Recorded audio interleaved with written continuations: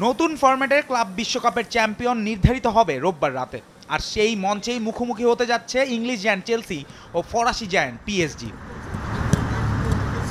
মৌসুমের শুরুটা দারুণভাবেই কাটিয়েছে চেলসি। ইউরোপা কনফারেন্স লিগে জয়ের পর এবার ক্লাব বিশ্বকাপেও ট্রফির দ্বার প্রান্তে তারা। ফ্লুমিনেন্সের বিপক্ষে সেমিফাইনালে 2-0 গোলে জয়ের পরে ফাইনালে ওঠা ব্লুজদের এ নিয়ে শেষ 6 ম্যাচে 5টি জয়।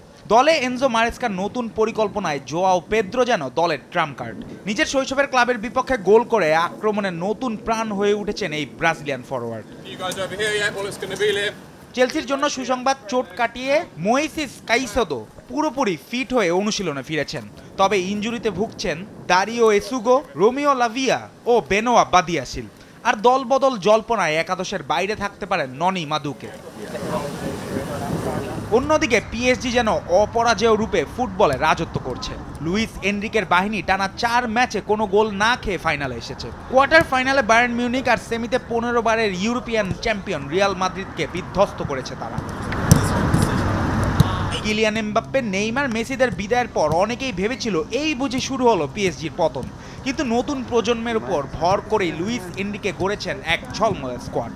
মার্কুইনিয়স, উসমান ডেম্বেলে, রুইজ, কলো মুয়ানি, গঞ্জালো রামোসরা মিলে গড়েছেন এক গোল মেশিন।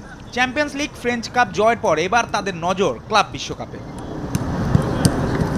এই ম্যাচে পিএসজির দলে বড় কোনো ইনজুরি নেই, তবে সাসপেনশনের কারণে খেলতে পারবেন না উইলিয়াম প্যাচো ও লুকাস হার্নান্দেস।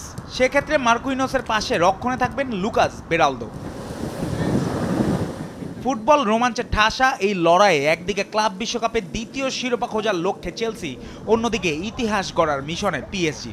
কে হাসবে শেষ হাসি, সেটাই এখন বড় প্রশ্ন। জুবায়ের নূর, স্পোর্টস ডেস্ক, দেশ টিভি।